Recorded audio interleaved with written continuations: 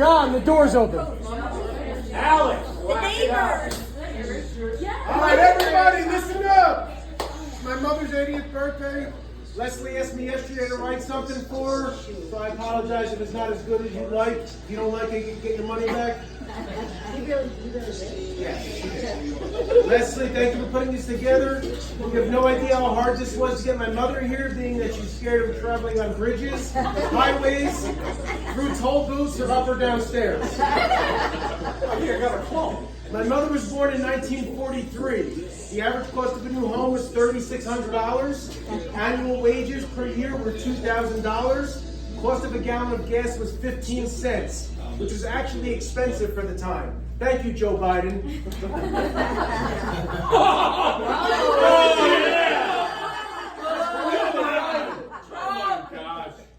Based on reports, you spent some time in Florida as a young girl.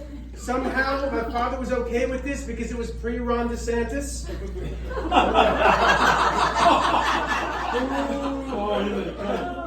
I'm done with political stuff now. You then made the fateful move to Newark, New Jersey, and this is the time that we all know about.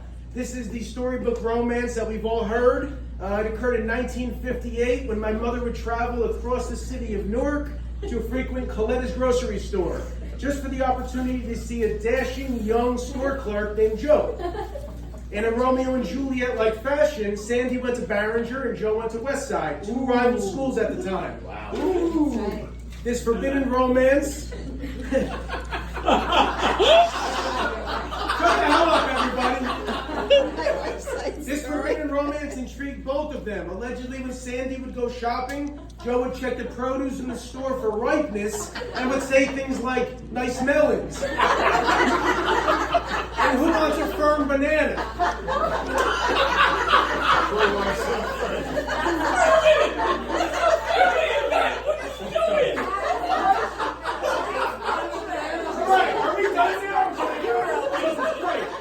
Apparently, this was enough to sweep my mother off of her feet, and she agreed to go on a date with him. But only after she dated Frank Gabriel, a clerk from a rival grocery store, selling Thanos. As you see, my mother set her potential suitor bar very high. Only one of these Newark store clerks. She told me the other. That was a tough sport. All right, sorry. He said Dad knew the competitor was. Nobody's seen Frank Gabriel, so. So luckily for us, despite my father's crude pickup lines and fear of commitment, the relationship grew, and in 1963, my father made an honest woman out of his 20-year-old child bride. This union would bring 5 children to the Coletta home. In raising this many kids, most normal adults would ultimately snap or find a hobby such as smoking crack cocaine to numb the pain of a family of 7. But not my mother. She's managed to live 80 years without ever saying a curse word. My mother stubs her toe, exposing bone. Darn it! Drops a pickle jar, sending shards of glass and brine 30 feet in all directions for crying out loud. Luckily, Adrian inherited the same sense of common coolness under stressful situations. For anyone who feels bad for us and thinks we were sheltered from expletives growing up, fear not. We saw Aunt Ro often, and we learned all of the bad words.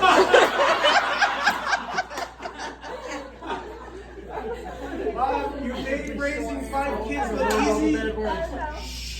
You made raising 5 kids look easy. While we may not have gone on lavish vacations, had flashy cars, or had name brand snacks in the house, we always had love and freshly made chocolate chip cookies. Yay! Those cookies were a staple on the kitchen counter, and they reached legendary status in the neighborhood. I now know that you likely baked these so Alex would have friends growing up.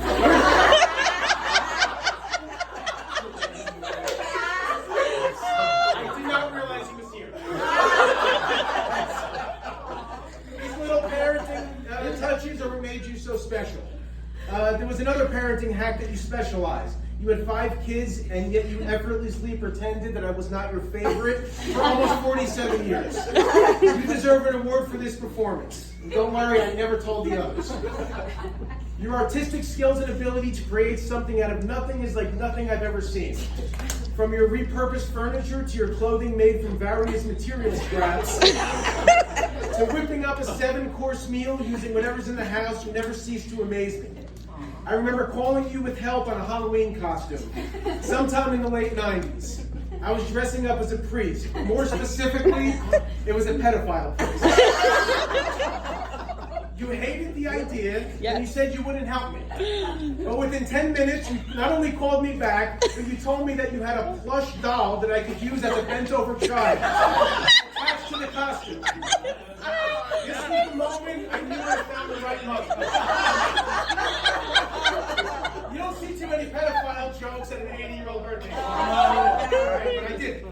I'm done with that. Mom, you created a life of love and happiness for your family. Your standing Sunday dinner party is the highlight of my week.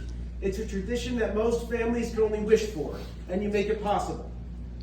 Even though I may tell you you don't make enough food, I've never left hungry. So thank you for helping me carry an extra 15 to 20 pounds on my belly through my 40s.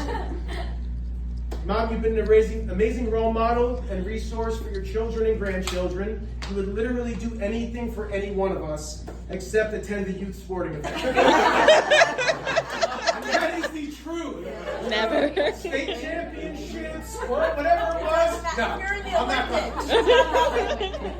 Thank you for being the person you are, and here's to 80 more.